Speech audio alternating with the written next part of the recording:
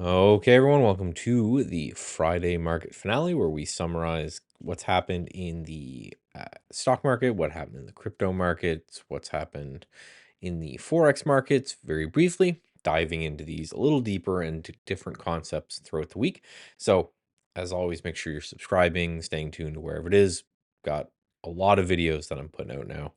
2 weeks now, I think, of about a video a day. This has been absolutely fantastic. So, if you want access to the algorithms that I run in order to find the stocks that we're finding, which we're doing absolutely fantastic on, I'll talk about a couple of those today. Coming over to StatsEdge Pro, give it a shot there. So it's 99 bucks a month. You can cancel anytime. You get access to our Discord alert bot, which will send you a little alert when some of these are hit. All of the names as they come to you from the different algorithms. So you can see if you're a pullback trader, we have an algorithm for that. If you're a short-term trader, we have some algorithms for that. We have some longer-term type of names, trend following, breakout, that type of thing.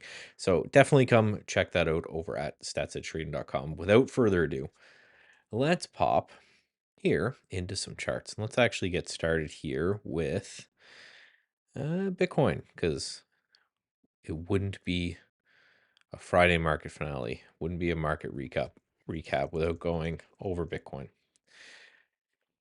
Still got to say, I've been saying it for a couple weeks now, this chart looks absolutely phenomenal.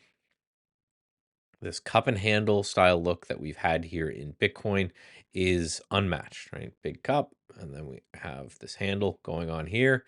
Nice breakout this week, but it's teased me before. So I mentioned many weeks ago, I bought a bunch of Bitcoin right around here when that wick started to look like it was going to turn into be a wick. I don't know what else to do other than to wait for new highs, but I feel like what's going to happen is this thing's just going to blow one day and just explode through things. And there might not be time to add more. That's why I set some just automated orders out in the system. I'm going to let those work. And I have some alerts to wake me up because it's going to be some Sunday night or something like that this thing's finally going to go. It does feel like that's going to happen. Where it goes from there, I have absolutely no idea. But it's just this pattern is looking, a little too nice to not be bullish there. Speaking of, also Solana USD. This one's looking very good as well. It's a very exaggerated version of the same pattern, but the same type of pattern. It's not getting the lift this week that Bitcoin got. Still looking interesting to me. So if you compare that to something like Ethereum, that really still hasn't gotten off the mat, could, right? But still really hasn't gotten off the mat. I want to gravitate to Bitcoin. That's why I own that and why I have orders out for that. But something like Solana, I'll take a look at when alerts trigger. Now, for all of the Forex stuff, I do that on Mondays. So again, make sure you're subscribed or you go to statsedgetrading.com and sign up for the free email list because I email every time I put out a video. So I'll get right to your phone. Make sure you're tuning into that if you're a Forex or a currency trader. But just all over in the overall DXY, the Forex markets is the dollar index. I expected, I think in the last video I said, I think it's maybe bounced a little bit higher and then sell and then finally break these lows. I still think that, but man, the strength of the dollar has been absolutely insane. Look at this daily chart. Other than one little down tick right here, we're up 1, 2, 3, 4, 5, 6, 7, 8, 9, 10, 11, 12, 13, 14, 15 days in a row, finally reversing a little bit today. Absolutely crazy. The more strength I see, the less I am convinced on my thesis that this was just kind of a little bit of a dead cat bounce. We're going to push lower. I still could be right, but I'm not trading based off any of these. Right? I like to get this broad understanding, and I do this basic wrap up on the market just to always have a picture in my head of what's going on. It keeps me engaged in what's going on in the charts. And then I just wait for my algos to say, buy this here, sell this here, right? And then I just look at the charts when they happen. So it's not like I'm going to just short the dollar index because I have that thesis, but I have some Forex algorithms that I'm testing and I'm running. That's going to make me lean after this big bounce, going to make me lean to a little bit of the short side of the dollar. So if I see a trade come through that is going to have me directly or indirectly shorting the dollar, I'm going to be more interested in that. So let's go over to the stock market here and let's take a look at the SPY. Let's zoom into a weekly chart. You can see nice little push higher this week, but a little doji day, a little doji week. Nothing crazy. Just a slow grind higher. Just chop, chop, chop on the way up. Can't complain as someone who owns a lot of stocks, right? It's not negative that you just see this thing chopping up all the time. It just means that you hold what you got until they give you a reason to get out. You have some sort of trailing stop on things, but as things continue to go, I'm going to continue to go with them. Now, from the SPY, I wanted to take a look a little bit at the small caps because let's compare that candle. So I said, hey, the SPY is just this little tiny week, but IWM, which is your small caps, much bigger week, breaking out of this range right here. Still has a while to go to these all-time highs, but a better look. So it seems like we're seeing some rotation out of large and into small. As someone who trades a lot of small caps and a lot of smaller caps, it's absolutely what I like to see. But like always, what I'm doing is I'm looking at this, and if I see a small cap under the algo, I'll be a little bit more interested. IWC, if we want to go down that cap scale again, this is your micro caps. This is your little tiny guys, your little itty bitty stocks. Better candle, even better than the IWM, which is even better than the SPY. So the further you go down that cap scale to small cap names, the better things look. So to me, this usually represents some sort of risk on appetite. If I am worried about the state of the markets or the state of what's going on, I'm not going to be buying these little junky names. I'm going to be focused on buying big cap, safer, blue chip, whatever you want to call it, type names.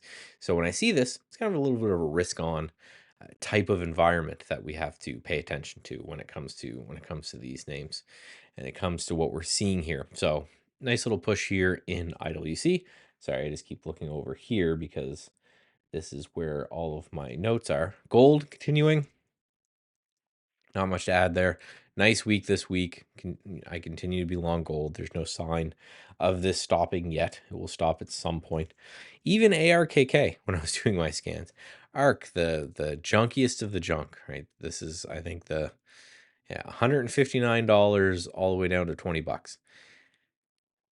It's starting to shore up here. It's starting to test these highs about $48 a share if we just drag this down. Interesting to see if we get a breakout tomorrow in some of those junkier type ARC names. And then KWeb, I want to talk about last but not least. Massive push here on KWeb. Everybody was talking about how China was the greatest thing in the world. We have now pulled back, and not just any random place, but we've pulled back to roughly this high right here, and then also this high right here.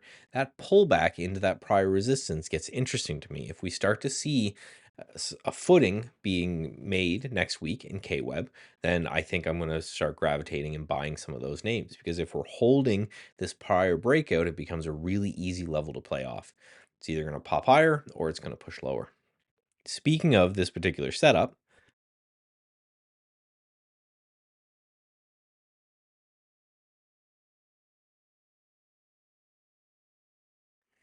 apologies, allergies, muted the mic there.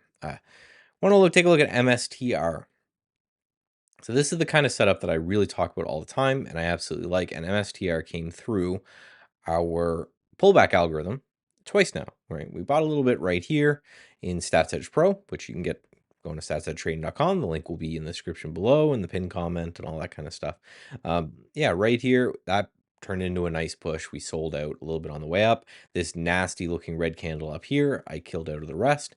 And then it showed up next week into the same algo saying, hey, if it gets to, it was like 190, 191, that's, I'm gonna draw two lines here. That's where you want to get involved. Pulled back into that this week, picked some up because again, this algo is very simple. You're looking for a strong move week one. You're looking for that move to pull back week two. You buy some if you like to set up, you put out your stop loss, you sell it on Monday, you rinse and repeat. And this thing had a nice push up here with a really nice push when it comes to 216.52. So I'm in about 190 or so. Probably close a little bit of this on the close. It's a way that I'm trading Bitcoin outside of this name. Now, one name that didn't trigger that I'll leave you guys with this week that I actually like from the longer term chart is this RXT. So the setup on this one was pretty simple on the weekly chart here. It was a buy over this 280 type of area. Rackspace does, data processing, hosting. It's store or not storage racks, but computer racks. I was looking at this for a potential AI kind of sympathy type play, computer technology, that type of name. This area that is very interesting to me. Call it, the 280 to $3. And what I'm seeing here is I'm seeing a low here and a higher low and a higher low and a higher low as it's creeping up against this level. Also 10, 11 days to cover. So it means if we break out of this area, some short starts to get nervous, they start to cover, you could have a little bit of a squeeze out of this play. This is something that was on Stats Edge Pro but didn't trigger last week. So I'm going to watch this one as more of a discretionary trade just because I like the idea here. Generally speaking, at the end of every week, we just wipe the list and we build the list coming in next week. I just like the look of this name. I like the space that it's in. I like the short float. So if this can start getting over 280, I'll probably get involved, maybe add over $3. Long-term type play on here. So the exit criteria of this particular algo, either you want the stock to make a 1 month low, right? So stop making highs and go into 1 month low, or use a 50-day moving average as a stop, as a trailing stop. So this is a very long term. I think the average winner on this particular algo is like 11 weeks, and the average loser is like 3 to 4 weeks. So this is not like the pullbacks that we've been trying to time. This one's a little bit longer term in nature. So it's just interesting name. I always want to give a couple discretionary picks of things that I'm interested in. This is the only one that really stood out to me. It's very hard for me in my trading style to look at the stock market hitting new all-time highs again and again, and then look to buy names. It's something really needs to stand out to me. So that RXT is something that I think will be interesting. Thank you guys for tuning in, and until I see you next week, get away from the screens. Oh, and Stats Edge Pro people, probably Saturday is when I'll send out the thing. That alert bot that we built just takes a little bit of work from me. So I get up Saturday morning, I brew myself a cup of coffee, and I go through all that then. So um, stay tuned to your emails. That'll be sent out. If you're not a Stats Edge Pro member, you want to give it a try, go to statsedgetrading.com. It's right in the middle of the screen there.